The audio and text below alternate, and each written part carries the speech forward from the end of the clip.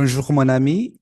Aujourd'hui, je viens de vous préparer une leçon courte mais très intéressante intitulée Comment lutter contre les calculs rénaux ou la lithiase rénale. Je veux vous présenter ça en utilisant des slides pour que même les gens qui ne peuvent pas écouter, les sourds-muets, puissent aussi comprendre ce qu'on est en train de dire parce que c'est très important. Je vais donc partager ces présentations pour que on puisse voir. Et quand on voit, beaucoup de connaissances restent dans le cerveau et on n'oublie pas facilement.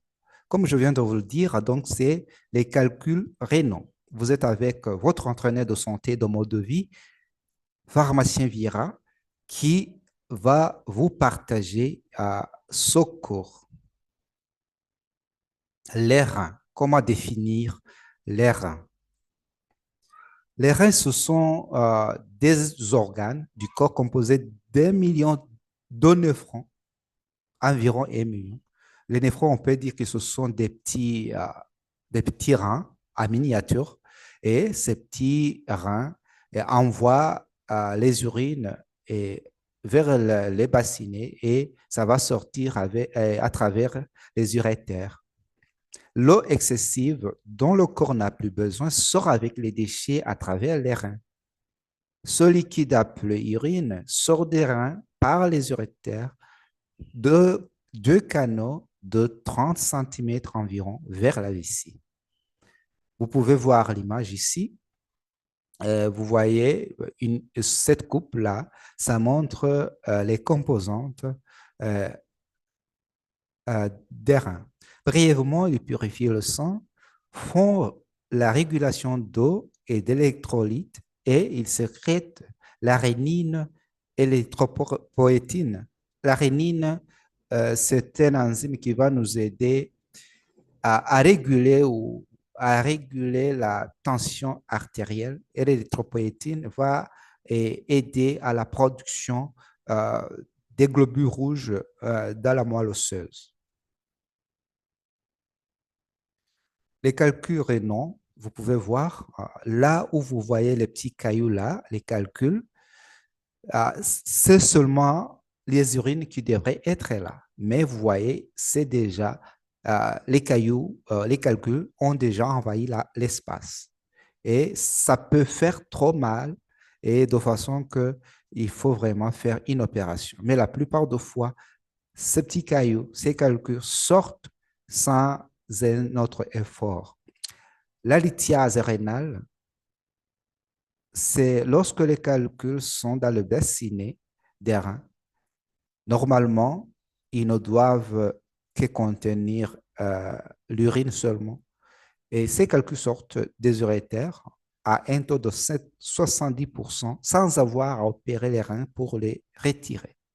À raison de la forte consommation d'aliments riches en protéines et en matières grasses, la maladie a augmenté de 30% euh, si on compare avec les autres maladies rénales.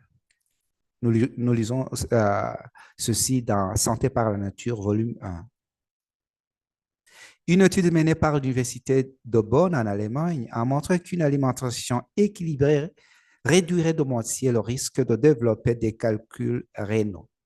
Mais une bonne alimentation contribue également à prévenir les maladies rénales en général.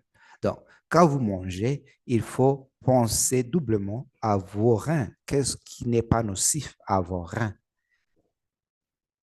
Qu'est-ce que tu dois augmenter? Si tu ne buvais pas assez d'eau, il faut vraiment boire suffisamment d'eau pour que tu puisses vraiment éliminer ces calculs.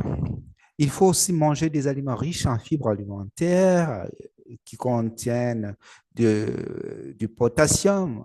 Donc, il faut manger des fruits, des tomates, des légumes en général. Il faut manger des aliments contenant du magnésium et de la vitamine B6. Ces deux éléments se trouvent dans le blé complet, le blé qu'on n'a pas fait passer par, qu'on n'a pas, parce que quand on fait passer le blé par les industries et que c'est vraiment très raffiné et que ça ne reste que la farine blanche là, à ce moment-là, vous avez perdu beaucoup de choses. Donc, il faut que la farine soit complète. Le sésame, les bananes, les avocats, les légumineuses comme les haricots, le soja, euh, les petits pois et tout consort. Il faut également faire des exercices physiques. Il faut éviter l'alcool. Il faut diminuer les protéines en général, mais en particulier les protéines d'origine animale. Il faut réduire le sel et les épices, surtout le sel, parce que ça empêche euh, le calcium d'être éliminé par les reins. Et comme vous le savez, les oxalates de calcium euh, qui occasionnent les calculs rénaux, ce sont vraiment des restes de calcium. Il faut aussi diminuer les graisses, surtout les graisses d'origine animale, parce qu'elles contiennent du cholestérol. Il faut aussi éviter la vitamine C artificielle. Ce n'est pas la vitamine C des fruits qui est naturelle, l'excès va être éliminé à travers les urines, donc il n'y a pas de problème avec la vitamine C des fruits. Il faut aussi diminuer la viande. Pourquoi pas la remplacer par quelque chose d'autre? Je vous donne un truc qui peut vous aider. Et c'est un jus que vous allez préparer si vous avez déjà des calculs ou si vous voyez trop à risque d'avoir ces calculs. Il faut vraiment préparer cette boisson. Vous allez prendre quatre oranges moyens, c'est-à-dire un orange de 131 grammes par exemple. Vous prenez un citron de 84 grammes. Vous prenez le cantaloupe, deux tranches de cantaloupe, et vous allez utiliser l'extracteur de jus.